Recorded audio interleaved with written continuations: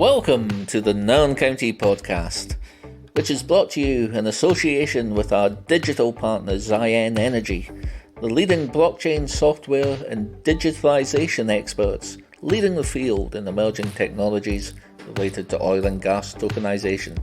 For more, go to ziyen.com.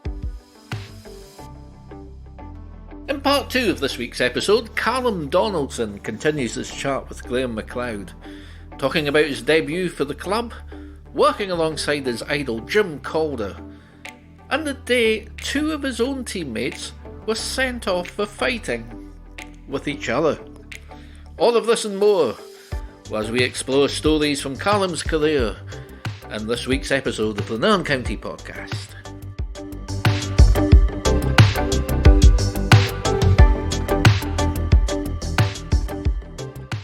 The next season, you were back up to Mike Ray. You made your debut off the bench at Huntly. What's your memories of that day? And tell us what sort of goes through your head when you see Mike on the deck and he looks like he's going to be substituting. You're going to get on. So that was the first thing. So I was in and I was travelling all over the point and stuff like that. So at that point, truthfully, if I'd got an opportunity to play, I would have shit my pants. But just being there every week, and I think at that point, by the time I got to Huntly, I think it was March the following season, something maybe February, March time the following season, I'd been to most of the grounds, so I was starting to really get the bug to want to play. Like, I'm still young, but I was really getting the bug to want to play now. When Mike Ray joined, he was a different character altogether. You know, he was a kind of mix between Peter Schmeichel and Andy Gorham. You know, he was a huge character. His hands are still the best hands I've ever seen in a goalkeeper that I've ever played closely with. Honestly, I'll never forget, like, you get Scotty Kelleher would like zing a ball, and he could zing a ball, and Mike would just a brilliant set of hands. And he was also like, he was a huge leader, right? He was a huge leader on the field and off the field. So when he went down, what was my first thought? My first thought was, I was a bit excited. I mean, this will sum me up a little bit. I was also like, holy shit, I'm going to have to wear that double XL goalie top. It's going to go down to my knees. But yeah, I was buzzing to get on. But there's a couple of things I really remember. So with Holmesy playing at that point, and obviously Brooksy was a big influence on me. And I remember Holmesy came over, and he was like, mind you wouldn't be here if you weren't good enough. And then as I was going on, like kind of jogging on, Brooksy tried to trip me up and just to ease the mood, you know. And then if you remember correctly, the first thing I had to do was take a free kick after Mikey going down. No, sorry, that's not true. It was a corner. I went up the corner, obviously as Huntley would do, put it right on top of me. Martin Stewart kicked me into the back of the net. Literally, I probably still feel the blooming net on the back of my neck. And he picks me up, he's like, welcome to Highland League, sir. And then I went to take a resulting free kick and slipped the arse. So that's what I remember. But I remember, I feel like I did okay. I had a couple of good saves. Yeah, it was good. I loved it. I was buzzing afterwards. I mean, we were already 3-1 down. I think we lost 5-3. But it was tremendous to just be involved and tremendous to feel like you'd actually contributed on a Saturday. That's how I felt going home.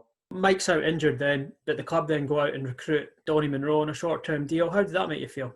Nah, not good. I was furious, if I was honest with you. Now, looking back, I was not ready to play. You know, it was the definite correct decision by Sharpie. And to be fair to Sharpie, he pulled me aside and told me. But at that point, after, it's kind of like I'd seen the light. And now I didn't want to go back in the dark room. You know, I wanted to play. Like after that little bit, because I think the game on the Tuesday night or Wednesday night was either Lossiemouth or Keith. And I was, as I say, buzzing to play. But also I was like, here, I get in against Lossiemouth, we're a better team, we might get a wee clean sheet, you know, and it might start a bit of momentum. But Sharpie did the right thing. I wasn't ready to play. Donny's top man. He was sound as hell. He even said to me at the time, he's like, listen, I'm here on a short-term basis. It's not going to be very long before either Mike's back or you overtake me anyway. Like, he was totally sound. And he was a really good keeper.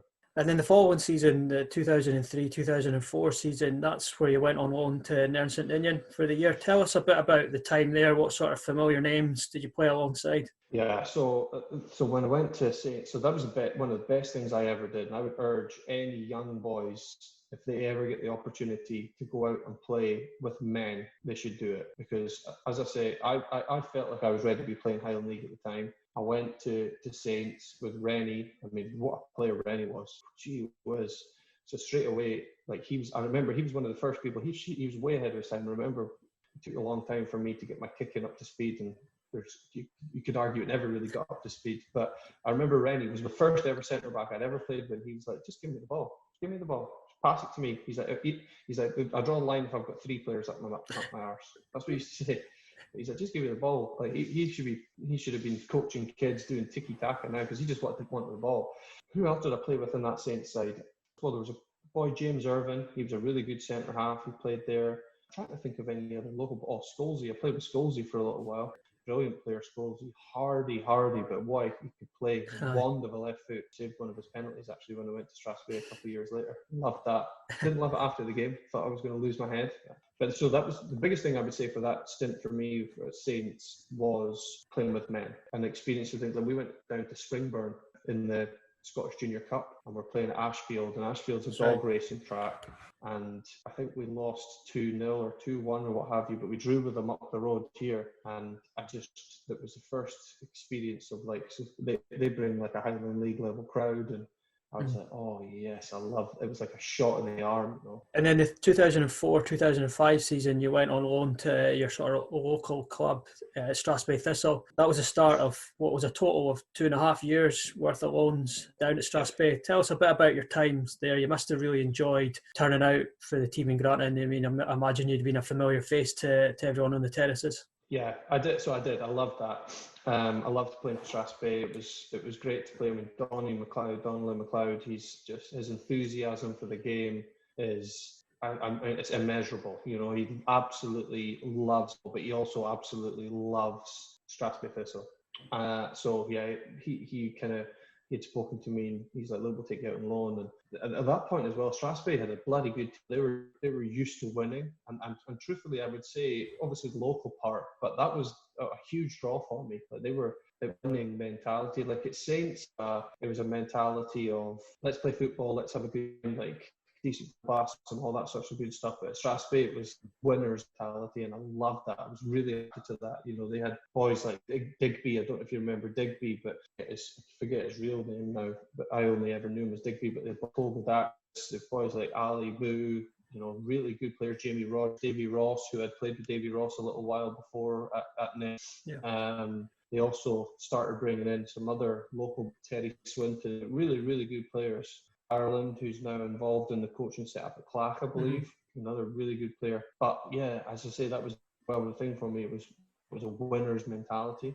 Funny story, Digby, bit of a nugget type player, brilliant footballer, but hardy bastard. And I remember, I must have been 16, 17, I remember actually, but I was skinny as hell. I remember one half time, I never came for a cross.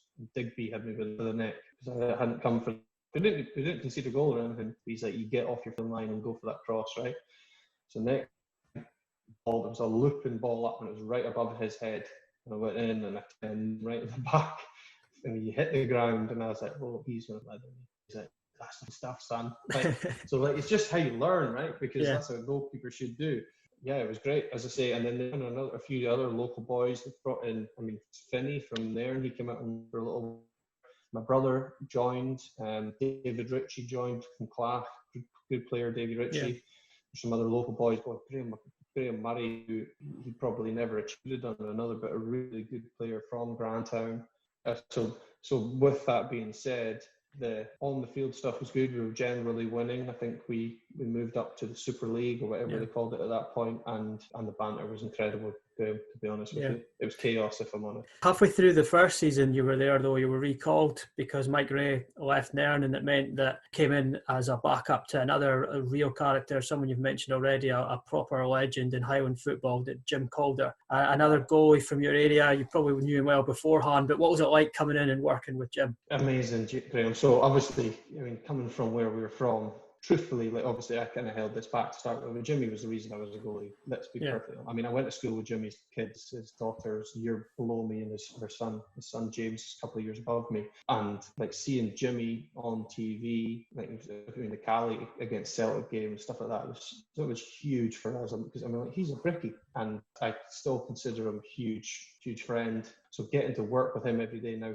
let's put it like into context as well. He was way into his 40s. I think when I found out Jimmy was joining, I believe I was actually in Austria with Cali. And Toshi and I had been invited out to Austria to do a pre-season tour with Cali. I'm pretty confident I already knew I was going out on loan then, because he joined at the start of the season and I was away for the start of the season on loan. But I was buzzing to get back to working with him every day. I mean, and talking about training, gosh, he was beating boys in the running at 42, 43 years of age. He was beating 25-year-olds. But even when he wasn't, he'd complete every single run. And at that point, training was hard. Les worked us hard, complete every single run. But even just his character, I remember, because we had guys that played at good levels and stuff like that. And, Jimmy would come into the dressing room, and if there's anybody acting a little bit big time or whatever, you can't really, how many people have won at Celtic Park? They played in the Highland League, so it's amazing. But also, so some of the biggest things I ever learned from Jimmy were, I think Jimmy would mind me saying that when he was at Nairn, in terms of his abilities, being able to get to those shots in the top corner or whatever, he probably had lost it, but his understanding of the game. But so Michael Ray was a huge leader, but Jimmy knew the game. Jimmy was almost a quarterback. He would tell everybody what to do. And he would change. I mean, he was a bit of a psycho. He would change it for player to player, like with Kel, for example. I think Jimmy would threaten Kel with violence. I'm not joking. I think he would. But Kel was banging goals in for fun, at that point. Yeah. Well, I think at that point, Kel was kind of coming to the end. But still, he would be talking to his right back, talking to the centre back, talking blah, blah, blah. I mean, I used to just watch him, and I'm like, I'm getting a degree in football right now, just from Jimmy. So yeah, also is just the way he is around the club and stuff like that. He's just a personality that should be in football. He's crack whenever, if you do lose, he's not one to be around because he's a winner through and through. Yeah.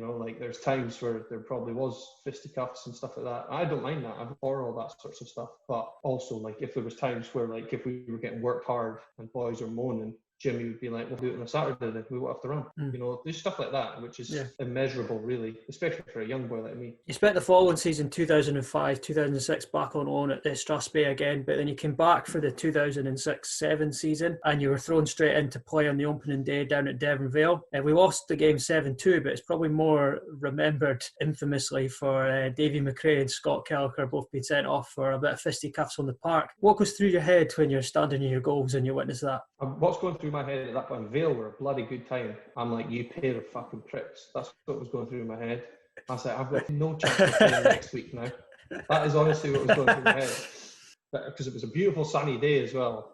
I mean, so Kel had moved back to a more defensive type role at that point. Obviously, with his ability, it wasn't much of a problem for him. But I don't even know what it was about. I think it was just because Vale were a bloody good team. Mm-hmm. I think there's Graham Watt had just come on the scene there, and I think he'd scored a couple of worldies against us. But we were completely overrun with Vale that day. I don't think the score would have been hugely different had they not been sent off. Although they did get sent off, I think it was 3-2 when they both got sent off. But if I'm honest, I don't have such a vivid memory of how it came to pass that I was starting that game. I don't know if it was just I'd kind of got the shirt or whatever, or if there was something that happened. I honestly don't remember, because I couldn't have said that I was established first choice by any manner of means at that point. So when these two started fighting with each other, it was the worst two punches ever as well. Kel gave it the big I am, and Davey just went, wow! Oh, it was brilliant. Who would win, Davey or Kel? I don't think either of them could really fight sleep if I'm They're not Nairn boys. So no, I don't think I think they were more in the team because their technical abilities and their battling qualities. Yeah. And the season after that, go out on loan again the final time for a year at Strasbourg, 2007-8 season. But when you get put out on loan again, having been out so many times before, do you begin to think you might not get a proper chance, or it might never happen for you? That's a good point. I'm glad you didn't ask me that at the time. No, I don't think I did feel like that. To be honest with you, I don't think I'd ever struggled for self-confidence, even when I was going out on loan. Because I think, if I remember correctly, especially that time, I think I was out on loan and Willie Ridgers was on the bench. And I'm pretty confident I knew that if anything had happened, I'd be recalled to play. And I wanted to play, if I'm honest. I didn't want to sit on the bench. It's not something, and I never really covered myself in glory if there was opportunities to bench, even if I was coming back from injury. I was really frustrated. I look back on, I'm not really proud of, but I didn't deal with sitting on the bench well at all. So I was pretty happy to go out and play, and especially with Strasbourg. I mean, I remember actually, I think it was Les actually that said to me, is that when you're playing, anybody can sit the ball in the top corner. It's not as if you're an outfield player and you're playing against players who are as fit or whatever, and it's kind of a false environment. and the juniors at the time were playing. We're playing against good teams. So, I just want to be playing. It was as simple as that. I just wanted to be playing. The Nairn County podcast is brought to you in association with our digital partners, Ziyen Energy. Click on Ziyen.com to find out more.